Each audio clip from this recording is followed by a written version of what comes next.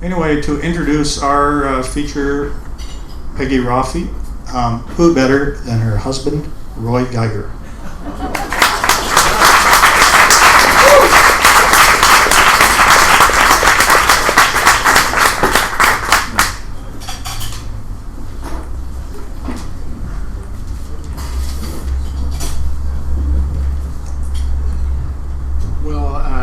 Thanks, Stan. I have to say, though, in marital terms, that it's potentially precarious introducing your spouse.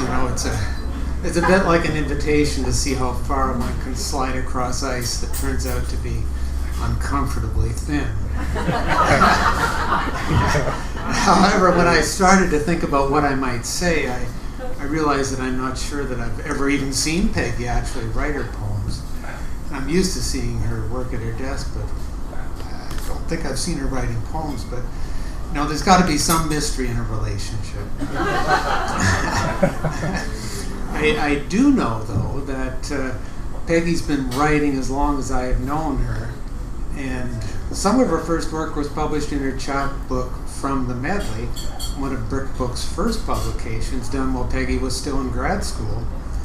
And lately, having retired from demanding day jobs and joining two writers' groups, production apparently has picked up considerably. So, 4 things I like about Peggy's poems.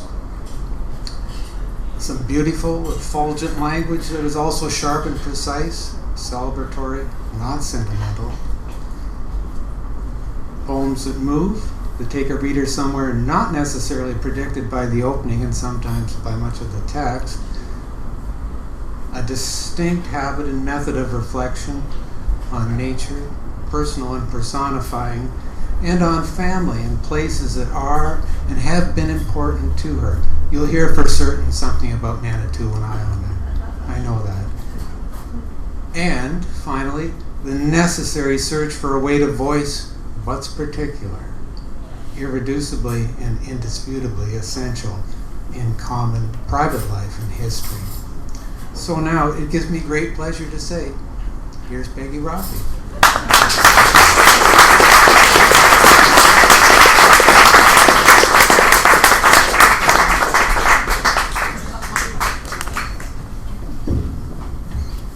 Well, we're going to get married again. Thanks very much, Roy. I wouldn't let him tell me what he was going to say, and I had no input whatsoever. But Roy is a very astute reader and a great editor. And he tells the truth very kindly, because if he doesn't, I don't go to bed. But he tells the truth very kindly. So thank you all for coming tonight, and I hope this is in some way entertaining. I have made the analogy between my poems and my children. How many people in the room have kids? Have you ever taken them out shopping? Have they ever embarrassed you? I sometimes feel like I'm taking my kids out in public. However, I'll start with some of the poems from the little chat book that is now 37 years old, and I can date that because Kitty Mackay and Jean Mackay are here, and they know that this is the 40th anniversary of Brick Books. So this is one pretty little chat book that they put some of their delightfully careful and reverential hands and thought to. So I'll read a little bit from the medley. And this, Roy said, this is really ironic that I'm introducing someone who's going to read something about a previous marriage. But here it is. This is indeed a strange relationship we once called love, we now call family.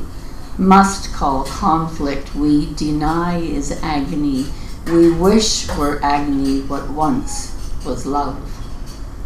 Sorry, force of habit, can't help but think in metaphor. When you 3 say you want more of me, I know an evening or 2 won't appease you. Loneliness is even introspection crowded.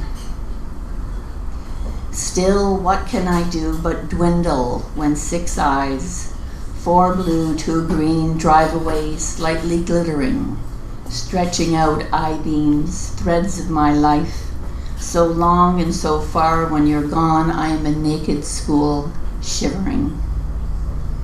At this distance, how with words and books am I to stop transport trucks, drunk drivers, Third World War, the day convulsing? Protect you. You'd all say I'm the frailest link, breaking the chain to get away, breaking me to break the chain, and chained and nothing without the chain. Protect. This is to be dogged by power. For one more trivial ritual of opposition, I blazed to attack, all expectant of the conflagration, heat of any sort so welcome, but knew my steel's temper perfect now forever, when you crumpled softly, face all flesh, in terrible apology.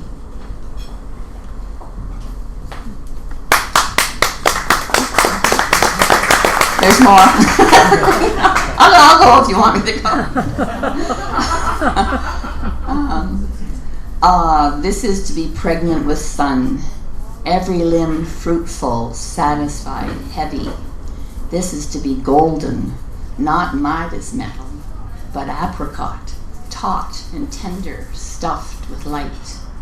I have harvest babies, apricot burnished babies, russet apple, gleaming chestnut babies, winter sown, summer grown, harvest babies, optimistic babies in disregard of brunette genes to come out so copper colored, as if to say, Mum, mine's gloom is quite absent in body's womb. There, Mom, it's all sun. 4 eyes across the picnic table, all blue. 2 round, bad and merry, 2 long entangled shadows. 2 noses, mouths, 4 ears, legs, arms, 20 fingers, 20 toes. Beyond all arithmetic, love-stuffed cells of awful life uncountable. Don't you think I want to know why this all is not enough? Why this speed inside keeps me running? Only skin has to keep up to heart. I just don't know what heart is after. That was 37 years ago. Wow.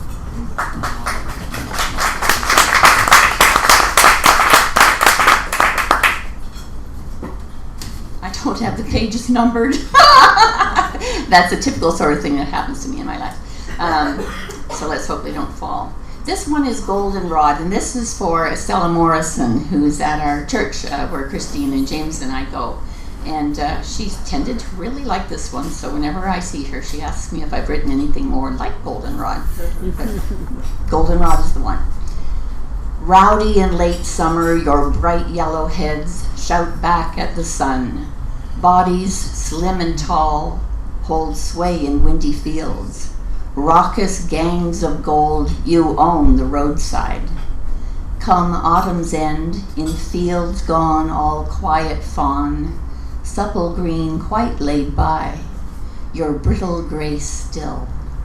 Sunshine shines, sunlight shines through misty seed heads. Cold wind teases, taunts you, getting bolder. Frond on frond, your bodies whisper, mutter. Any day the wind will take you and scatter bright your hoary aureole. Goldenrod ghosts, stubborn seeds of spring. This one is another sort of nature poem, and I've recalled it, Oh, to be a Peony, on the advice of one of my poetry groups who thought my original title was a little too flip. I'm going to tell you it anyway, so I'm having my cake and eating it too. So it was originally called Peony Envy, and that is as close as any of my poems will get to genitalia, so I'll just tell you now. Okay. Peony, you are some kind of woman, budded like that, so bulbous and moist. Suffering amuse those besotted fools, ants in their frenzy, licking and nibbling your nectar. You burst into body, loose and extravagant, sending off this swooning scent, that turns the air itself lazy and wobbly-kneed. You queen it over the garden and glow in the dusk. After a day of steamy love, even the sun can't forget you. Oh, to bend under the burden of your own beauty, abandon to it, spend it reckless in short and glorious youth, till you flop on the grass at last, with a laugh that tears you apart. This next one is called On Trying and Failing to Write a Wilderness Poem for Don Mackay. I took a wilderness poetry writing workshop from Don Mackay one day and I failed. He said you were to go out twice to a particular wild part of the world, and it was hard to find one in southwestern Ontario. So we went to Rock Glen, and it's in two parts, and you're supposed to just be there and not think.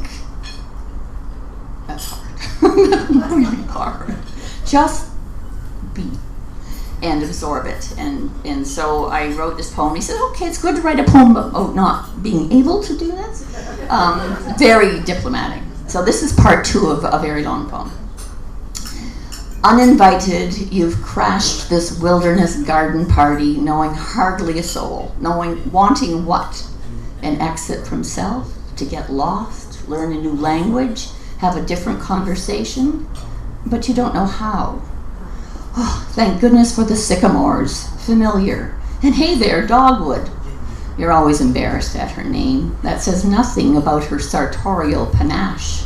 Sleek limbs sheathed in green till fall, when she makes a brilliant fashion statement in blazing red, standing out when all else is done, then buried in white. You wonder about those freeloaders lounging on the backs of your friends, the sycamores. Take a quick look in your handy field book. They're wild grape. So approach them, check them out, promise to visit again in late summer in their sweeter mood. After that, you're at a loss, back to the ABCs of your own planet. This rudimentary field book is not much help. Bloodroot? What a cudgel for this shy white star peeping out of the folds of its ponderous leaves. And coltsfoot? For this sunshiny little face. Brilliant yellow startled points as if to shriek, feet off, feet off. Remembering that Eve, in her stern grand poem, was the one to name the flowers, that lost lexicon. You sense the world ahead, the work ahead. So more used to looking up than down, rest a while. Take comfort in the treetop song and dance of cardinal, gripping a still naked twig, somehow calling pretty, pretty, pretty, pretty, pretty, pretty, pretty, pretty, without benefit of lips and apparatus for R. Its tail keeping time in rapid, rapid taps, then pulse, a breast pulsing deeper, slower, tail in tandem, more insistent, full of desire. Would you, would you, would you, would you, do. Followed by a little low buzz, zip of a bird-sized manual typewriter carriage, and a pause for response.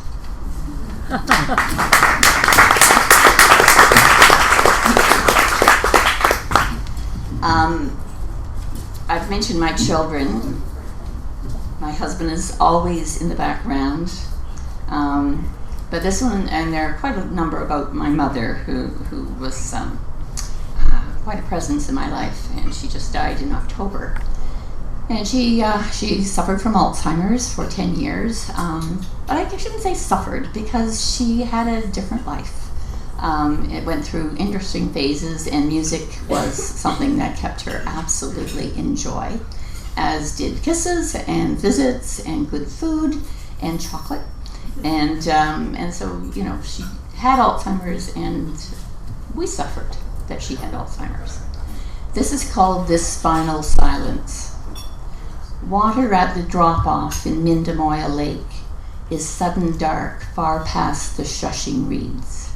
Their whispered communion with my old boat's wooden belly ends at the divide and silence of black water.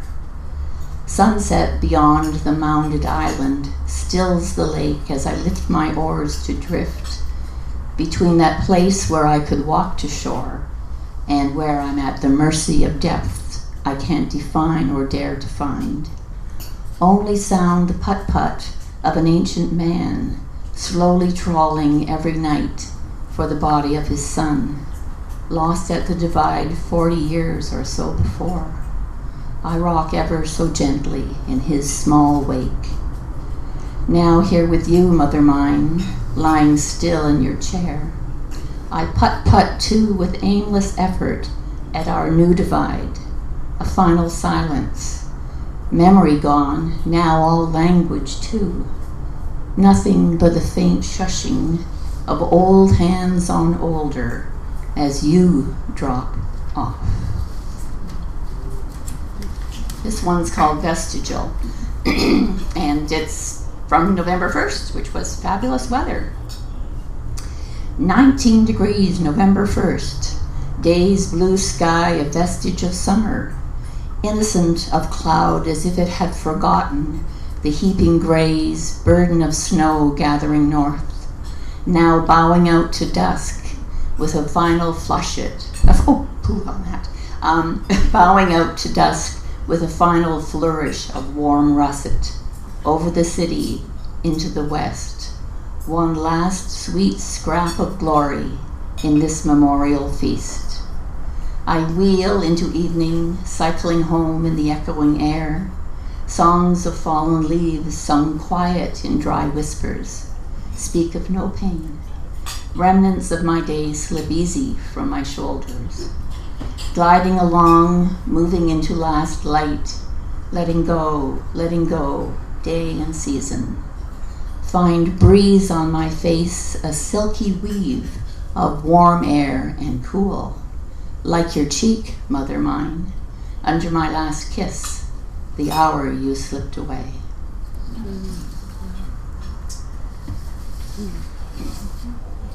This is another sort of mother poem. I have incredible dreams, exhausting dreams, and I wake up in the morning and poor Roy is rushing off to do fabulously interesting work teaching writ at Fanshawe. It is actually very good work that Roy does there, and the kids are very lucky to have him. But he is trying to rush off, and I say, oh, I just had a dream. He says, write it down. So I wrote this one down. It's called My Other Life. My other life is the true life, and I never see it coming. The Stan in this next line is Stan Dragland, who was my teacher and thesis advisor. On a crowded bus to somewhere, talking to Stan, who has become so small and compact, he can curl his legs up like a kid beside me on the seat. I tell him about 2 burning buildings I was lucky to escape. He tells me about repairs he's making to his house. He tells it pithy. I bumble an apology over my too many words. Then realize my mum is on the bus at the front, and my father, who is long dead, is the driver. He lets my sister off. My mother follows. I can't get up to reach the door before that bus starts rolling. I think, panicked, Mary Lou had better watch out for Mum, but that sister of mine just blends into the crowd.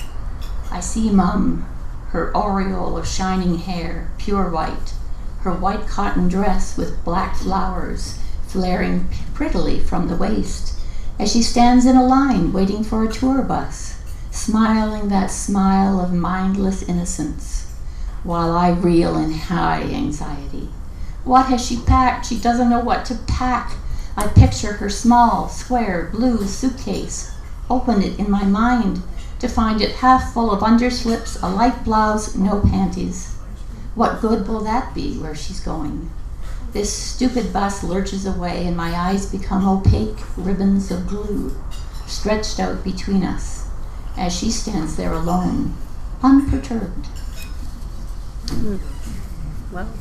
This poem stretches 37 years or so because 2 of the stanzas were written 37 years ago, and 2 were written 2 years ago, and 1 was written 3 years ago.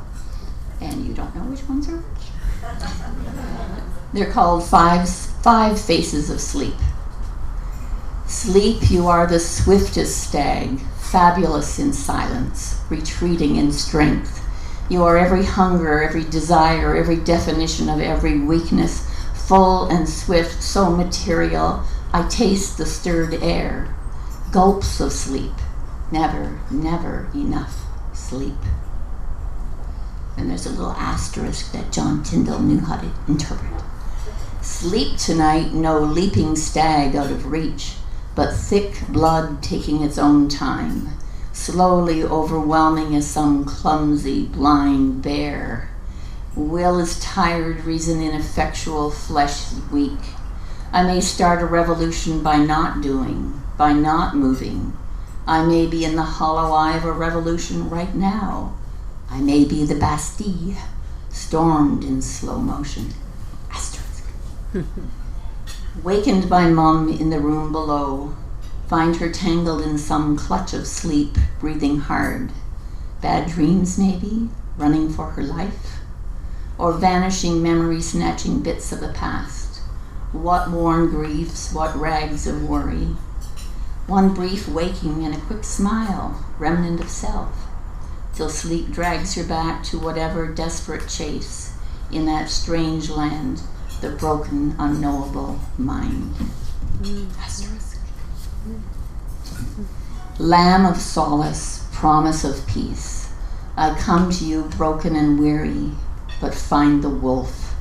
Spend my nights in flight and tears, grasping for daylight, till morning finds me rent and spent. Asterisk. Sleep, you are dappled curl of fawn and doe, brown circle of safety, warm in the wooded meadow. Lay my old bones down beside the tuckered toddler. Grandma and grandma, granddaughter and grandma, all played out. Tune my breath to hers inside this sun-stilled afternoon and sleep. Boom. Roy said I would get a Manitoulin one in, so here's a Manitoulin one. You should all start to sway with the waters of Manitoulin. This is called By the Waters of Manitoulin. I think some people who know me think I'm a cerebral being. I remember Jean McGuy saying to me in my kitchen once, she said, "You've got to be one of the most intellectual people I ever knew." And I said, "What do you mean by that?" And she said, "See?"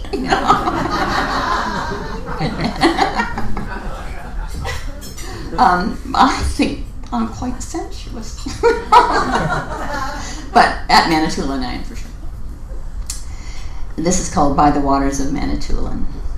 By the waters of Manitoulin, rest from your labors. Lay down tired bones in lake's cold embrace. Feel flesh waking, body gone peace-sign. Play fluid and free in arms of the bay. Watery lovers, in under over, slipping together in the roll and the dive. Splashes are kisses, every glide a caress. Deep bodily startle, breath clear and new, till happily spent, arms stretched easy, legs loose and buoyed on water's calm back, rocking you slowly, rocking you sure, head flung back, face to the sky. By Manitou's waters, see summer's sun, pour into the west, river of flame. In moon's white shimmer, bay's body darkens, cooling now, restless, with night work to do. Reluctant return to solid dry land, and bipedal fate, skeletal weight, bone cold shivering, home to the fire, soul's other source, wood's secret sun, shard of eternity, being's first light. Sit bundled and warm, silently watching, innerly answering, flames flow and dance, lithe and sinuous, bowing out graceful to coal's concentration in core's deep glow. What mind can sense, what flesh can know, earth body elemental finds its way home, in waves and in fire, under the sky, in welcoming waters of Great Manitou's Isle. They should pay me for tourism. Okay, to end with a little bit of fun, I read this at Landon Library, and there were people there who really liked fun, particularly Carolyn. Who was the singer who was singing that night? It was the woman who had.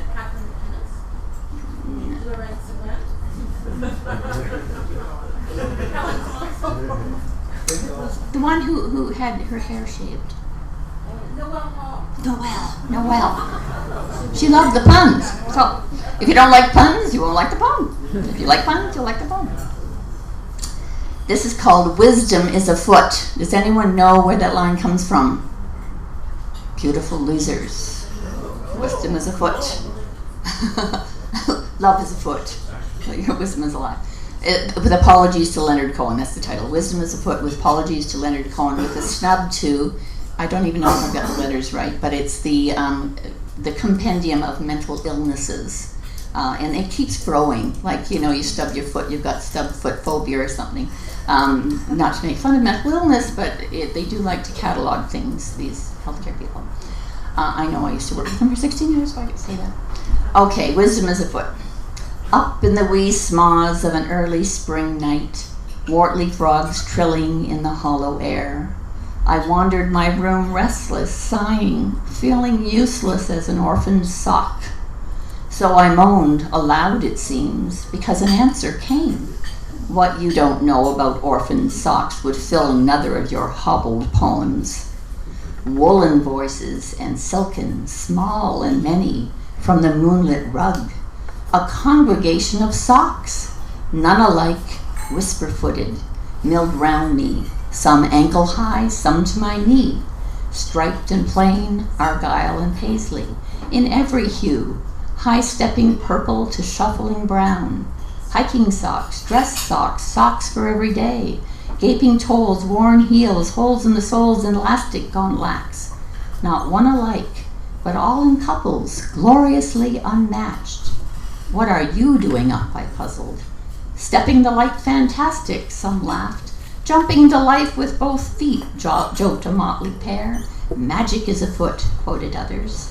One twosome, an ankle, a knee, one black, one white, stepped quietly forward. We'd all lost our mates to great sock oblivion. That empty mystery. We'd each pondered long, alone, night after night, the purpose of it all, turning over great questions of death, disappearance, and afterlife for socks, each bemoaning our cursed singleness, all to no end. You, our former reason for being, had left us bunched in your bottom drawer, unemployed, downtrodden, forgotten, orphaned, as you say in your lugubrious way, quipped a flamboyant Paisley. The gentle ankle continued. So what could we do but turn to each other? The ankles were really scared of turning, Paisley again. Loneliness knit us, ankle went on. At first we tried hooking up by color, by size, by kind, but never to find a perfect match. Night after night we nitpicked, chafed, nerves frayed, the lot of us no sooner awake to our common plight and already unraveling bad. The drawer was a mess and we all down at the heel, till desperate we realized we had only this one drawer and only each other. So chose in the end variety. The more different, the better. What worlds opened up to hear the adventures of a hiker or the vagaries of life for an everyday sock. Orange Paisleys, some, learned the quiet ways of beige and black and white. They looked at each other fondly. Well, there's so much we'd never known. We found strength to move and room to dance, new life after loss. So from your orphan socks, please hear, that hole in your soul you be weep in the night, that hole may just well be all pardon to your beloved bard, how the light gets in.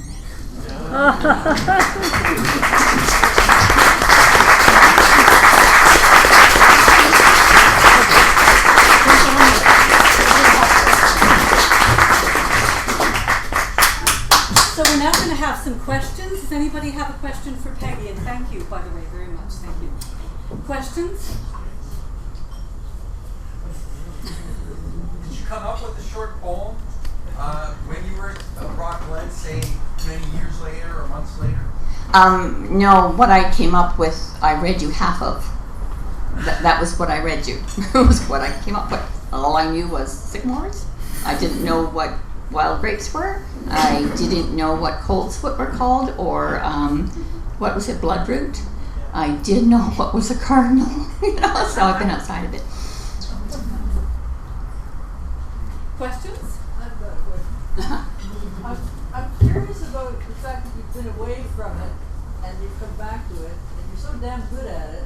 And I wondered what it felt like not to be doing it in all those intervening years. That's a good question, Jean.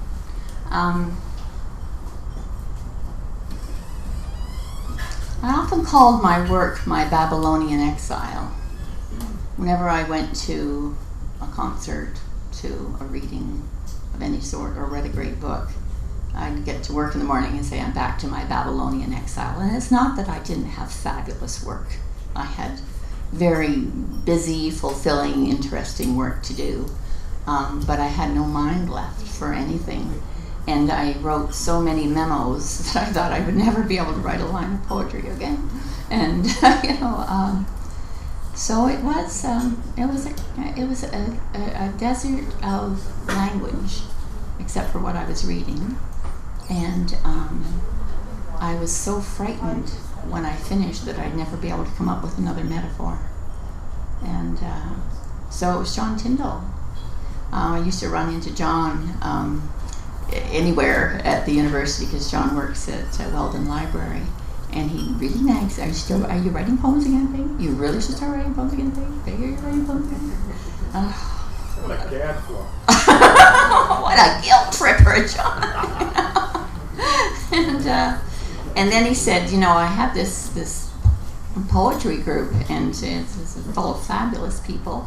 And, occasionally we invite somebody else, and you'll have to bring a poem, and then they'll talk the next time and say whether or not, they want to expand and whether you would be the person. So I wrote a poem. It was for Stan Draglin's 70th birthday party. See, if I have a duty to fulfill, if someone says, I need this and I need it tomorrow or in a week, I will get it done. If I have to get a thesis done, I ask for 3 or 17 years and then I get it done.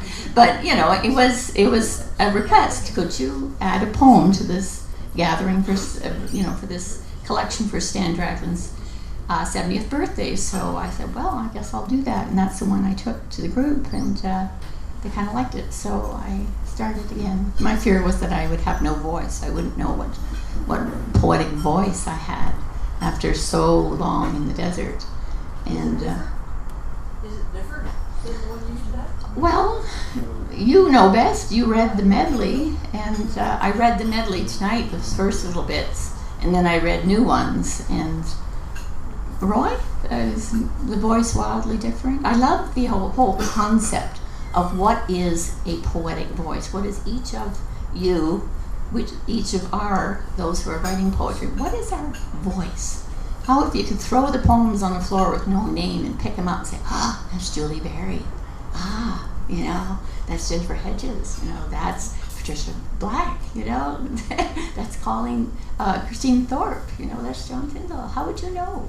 How would you know who that is? And I would know a Colleen Thibodeau voice anywhere you could throw her poems on the floor, because I lived with those poems for long. But even if I didn't, I think I would know her voice. And so whether or not I have my voice back, I'd have to throw the poems on the floor and have you pick them up. So, any other questions? Yes. Well, I think it's a corollary to Jean's question. When there's been such a hiatus in your life, very busy, very active, very involved with all kinds of stuff, and you go back to visit your voice, what was that like? What is that like? Is it a continuum? Or is it someone you look back at and think, I like the medley still. Of course, the experiences and the images are from a very particular time. I think the earlier voice was easier with small lines. And maybe I've lived so long that I feel like I've got so much to stuff into a line now. So I would say I like the greater sparseness of the earlier stuff, and because I thought it was sparse and pointed. But maybe it's just different. So I'm not far enough away from them. Again, it's like taking my kids shopping, you know. How can you say you like one better than the other? And so I'm just not sure how to answer that, or if I even have the answer for that yet. Yeah. Because as a listener, you know, that first poem, it just kind of, wow, this is my friend Peggy. Yes. And then the more recent stuff that you read, oh yeah. So it's interesting as a listener and a friend, you know, how different. Still you, but what a life you've had, I suppose. The difference in between. I could write a bunch of memos that I wrote in the intervening 30 years. What a great compendium. How many years did you not write? How many years? I did from 1982 until 2012. 30 years. 30. She's good at math. Yeah. Yes, Patricia. Peggy, all those years that you weren't writing poetry, did you have thoughts and write them down that you've now returned to? Ideas or just, you know, because that's what happens with me all the time, no matter how distracted I am, and believe me, I'm distracted a ton of the time, but still those thoughts are always there, and I write them down. Some of them I lose completely, I never find them again, but it's hard for me to, with you being such a poet, that in all those years when you were obviously very, very busy indeed and occupied, however, there were times when a line of poetry came to you. For 16 of those years, I had my doctoral thesis sitting on my desk. So whenever I thought of doing anything that wasn't work, I thought I should be doing the thesis. And Roy knows only too well that we used to pack the thesis and all the related books up every time we went to Manitoulin, because I had these great plans that I would knock a chapter off when I was up for 3 weeks, but never did. So anything that was in any way creative for me and deeply grasping and interesting was for the thesis. So I would write down thoughts about the thesis and walk around with paragraphs in my mind, but I didn't do those poems. Now, though, are you, as you're creating poems now, would you think of a line in the middle of something else and save it? So Yeah, when you're counting poinsettias, it's very easy to write a line of poetry. Yeah, I do now. I write stuff. Yeah. Oh, hi. On the process, has your process of writing changed from when you were writing back in the 80s to now? Like, are you doing things the same? Are you doing them different? And how are you writing? What's your process? As I told Kevin Heslop, who did that interview, my God, some of his questions I couldn't even understand. He's so smart. I used to write poems when I was trying to write essays, truly. That's when the brain was going. So all of those early poems I wrote to, those were snatches. When I said I really can't write another line of an essay, I'd write a poem. Now,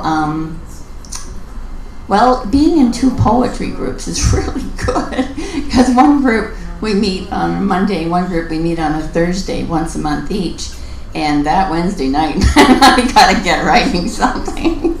So a deadline helps, but you know, like that vestigial one that I read about my mom in riding home and went on November 1st, that was written as soon as I got into the backyard to put my bike away, and you know, that glorious weather, and the sky had turned that darkish blue at sunset, and I could see the russet through the houses beyond. I just said to myself, vestigial, and I went in and I wrote the poem. You know, it's just such a gift being retired is that I do have that space so that I can just stop doing whatever I'm doing if a line comes. And often it comes with just an image or a first line, and I don't know where it's going to go, but then I just let it go. And maybe I should follow it more carefully, but that's sort of the process, I'd say. Yeah. Okay. I have a question about process, just to continue. Your poems just flow beautifully, and you read them beautifully. How much time do you spend editing? And do you have any particular way that you edit? I take the scrappy little draft to my poet's groups. And we talk about it. I don't take all the suggestions. I go home and I John goes, I think about them, and I often show Roy, and we talk about them. Yeah, I don't know about the rest of you who are writers and poets, but I'll share a deep, dark, shameful secret. I kind of like what I've written down when I've done it, and I do. I feel kind of attached to it, which makes editing hard, which makes having 2 poets groups very good, very good. So we probably want to get to open mics. One more question. Yeah. It's not a question. It's a little tiny story, and it's related to your sock poem. When we went Christmas shopping on Saturday, we went to the market of Western Fair. There's a guy there selling socks, and what his claim to fame is, he has these wonderful socks that are the same but different. So they're mismatched pairs. So we bought a whole whack of those. And then he upped the ante. So for our 11-year-old granddaughter, we bought what's called a pair and a spare. And there are 3 socks, none of which are identical, but they all look about the same. And there's my sock. Thanks for the story. Thank you. Thank you, Peggy Roffey. Peggy, can I ask you one more question about one of your first poems about the body parts of your children, where you had their eyes, and how did you know when to stop talking about how many body parts were sitting across from you? I didn't yell out one penis. And It just the rhythm was enough. Well, your poems have a lot of rhythm. I thought, how does she stop? Because it had such a fun playfulness to it. So thank you very, very much.